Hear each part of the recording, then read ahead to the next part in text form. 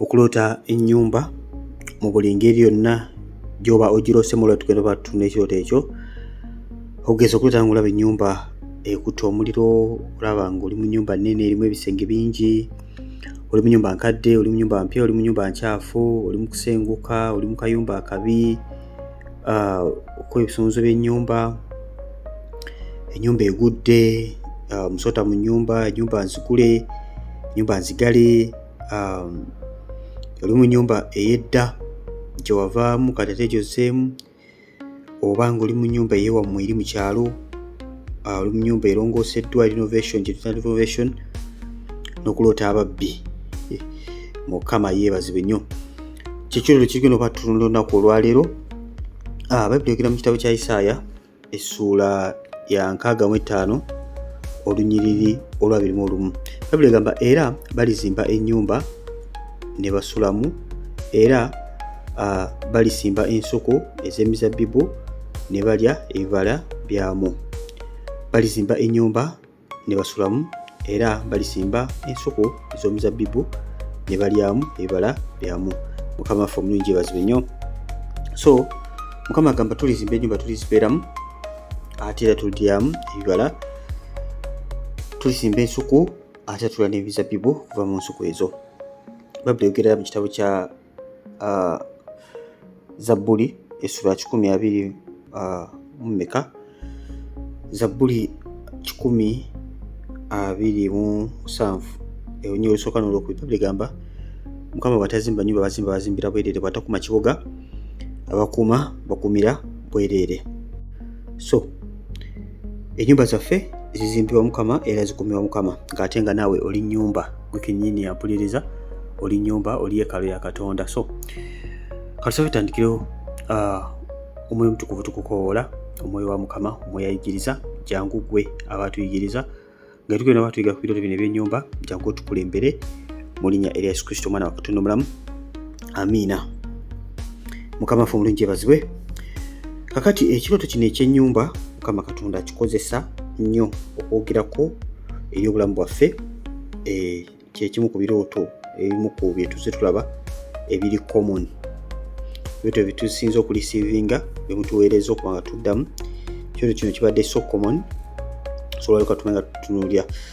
Tandikirewo ab'emikwano. Katutandike okulaba ng'ennyumba egudde, ng'olwota olaba ennyumba yo egudde. Ya mukwano gwange kiba kiraga distraction, wabeerawo ebiba bikuzikiriza, ebizikiriza omwoyo gwo, olaba ennyumba yo egudde. Obalera ennyumba yo n'olutanga olaba mukwano gwange ekoze ki? Egudde. Ennyumba gy'olaba egudde abeera yeggwe. Mu kirooto ekyo abeera yeggwe mukwano gwange. So olina okuba nga weekennenya n'olaba ki ekikusuula. Ekitera okutusuula kiba kibi, obeerawo sin ekiba kigenda okuba nga tukisobola. Oluusi Mukama Katonda baakuwoninga, oluusi ng'oyingidde mu relationship empya, mukwano mpya, oluusi ng'olina position gy'olimu nga Mukama tayagala obeere mu kifo ekyo, akulaga nti ennyumba ye ekoze ki? Egudde. Kyekimu osobola okulota ng'olaba ennyumba ye ekutte omuliro. Nakyogerako kuba nakola vidiyo yali ekwatagana ku ki? Kulota omuliro, okukuma ebyoto, nakyogerako.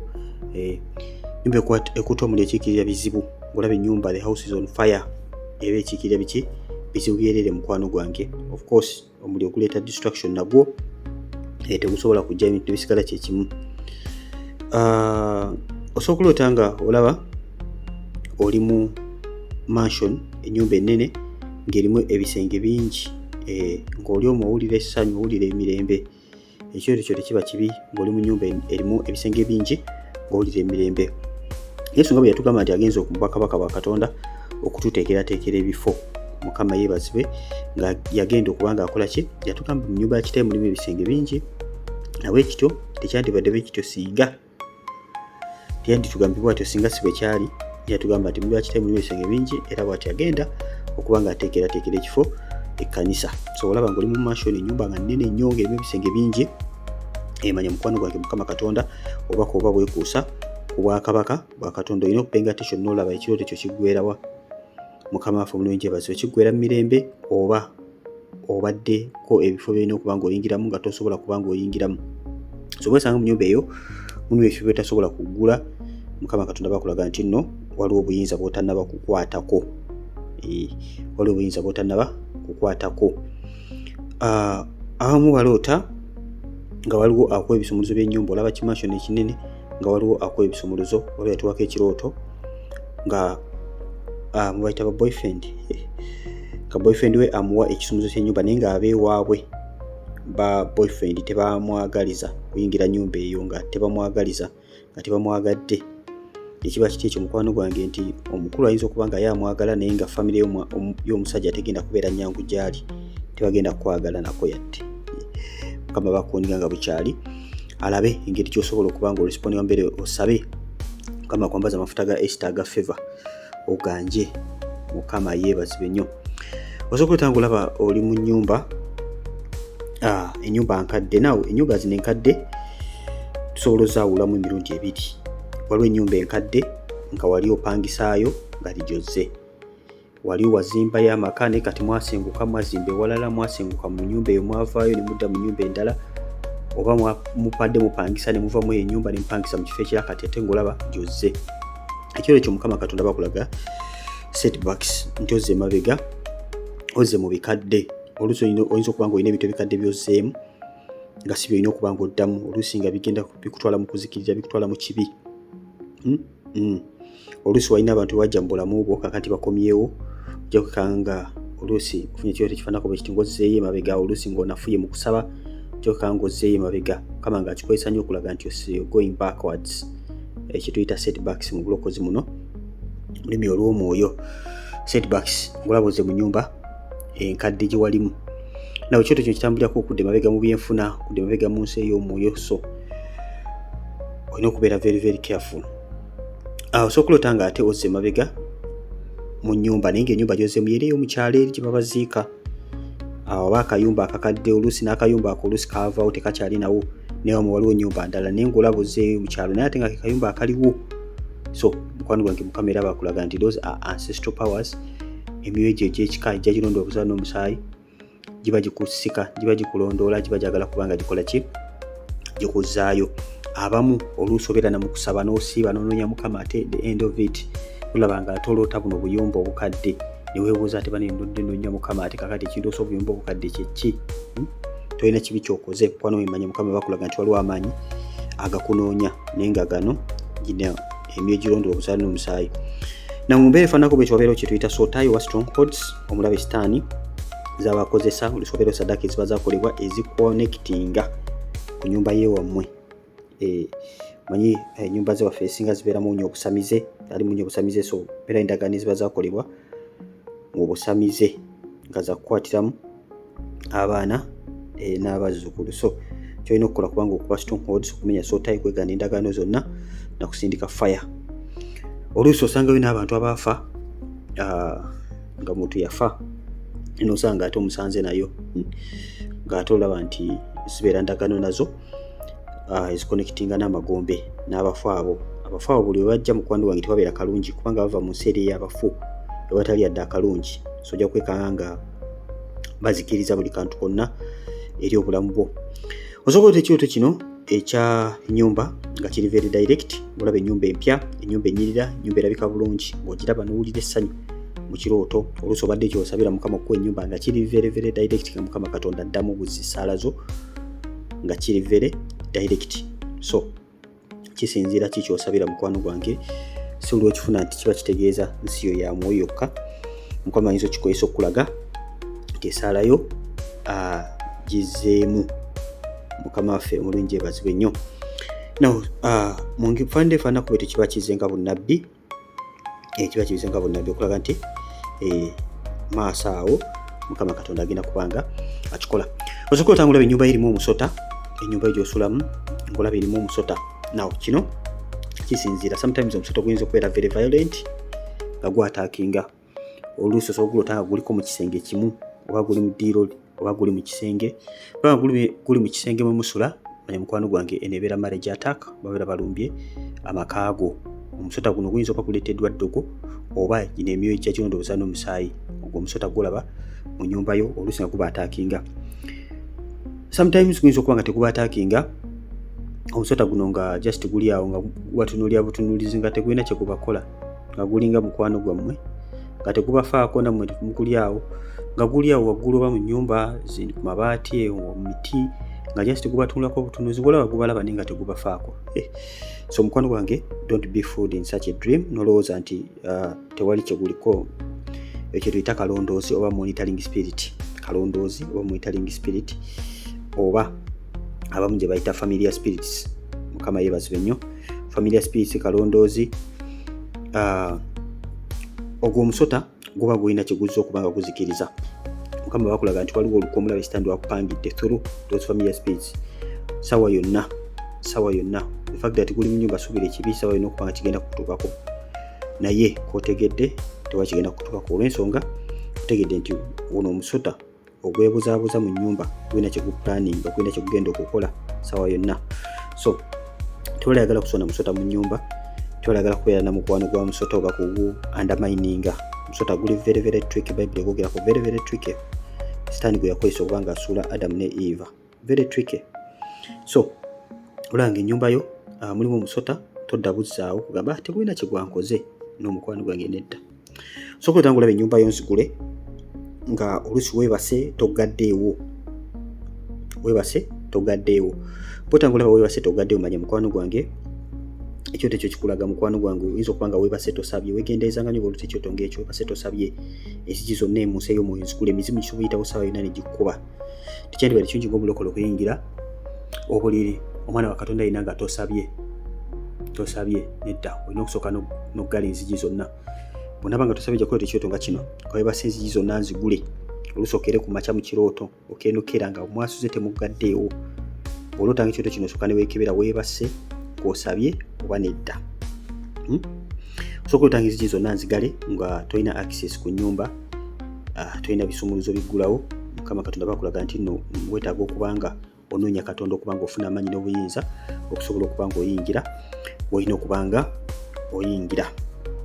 Osooka olota ekirooto kino ng'olaba bali mu kuddabiriza ennyumba eyiyo oba ennyumba y'ewammwe. Bw'otanga waliwo renovations ezikolebwa ku nnyumba okuddabirizibwa, manya Mukama Katonda baddabiriza gwe ennyumba eyo gyakola ki, yaddabiriza okusobodde mu kusaba n'okusiiba obadde onoonya Katonda kusaba intensity n'olaba nga Mukama Katonda alinovatinze ennyumba, kikulaga nti omubi adibadivaalinga Mukama Katonda ababitereeza ba nnyumba y'ewammwe ng'aginovatinga. Mukama Katonda abaalaga omukono gwe n'ekisa kye okubanga kigenda okuyimirira ku famire y'ewammwe. Enkwano temusabira byammwe byokka, nimusabirenga nnyo abantu bonna okwetooloola ne mu nnyumba y'ewammwe. Yesu omulungi yeebazibwe nnyo.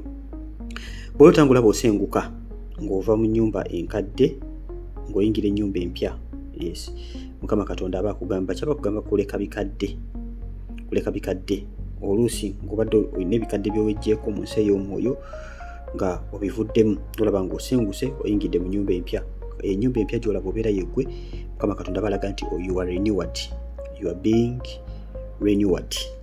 Mukama waffe omulungi yeebazibwe nnyo. Yes, kaba kaseera kakuleka bikadde kubanga okkiriza ebipya Mukama Katonda byaba agenda okukola mu bulamu bwo.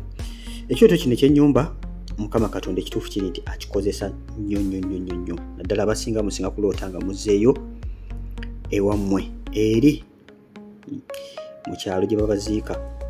Like nga bwe nabagambye nti ekyo kibeera kiri ata kiti ku ancestral powers byemyo gikusika.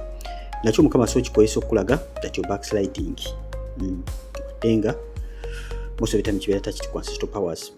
Bw'oloota ekyoto ekyo kyonna ekyokuba ng'odda emabega mu kyalo eri ewammwe gye wakulira oba gye bakuzaala oba gye wasenguka, sobola okebere weetha oyimiridde bulungi mu nsi ey'omwoyo, weetha essaala zo ozisaba mu budde bwazo, weetha osoma ekigambo kya Katonda towulira enjiri, weekebere mukwano gwange. Yesu omulungi yeebazibwe nnyo. Ate abamu oloota nga osenguka ate ova mu nnyumba empya oddamu eri enkadde, byonna kyekimu, esigala back sliding. Osobola okuloota ng'oli mu kayumba nga kabi, a very poor house, ng'oli mu kayumba kabi mutuufu. Abamu muloota ng'oli mu kayumba ka ttaka, si na nnyumba y'ewammwe oba kine, ng'olaba oli mu nnaku, oli mwavu, oluusi oli ku kyeyo n'oloota nga famire yo gye waleka nga ozeeyo ng'osanga bali mu bwavu, bali mu nnaku mu kayumba kabi kalinga na kattaka kaliyo tekategeerekeka. Mukwano wekubeera mwoyo gwa bwavu ng'era bw'olaba embeera eri ogirota ova mu kirooto ekyo n'oddengulo ogamba Mukama Katonda, how possible?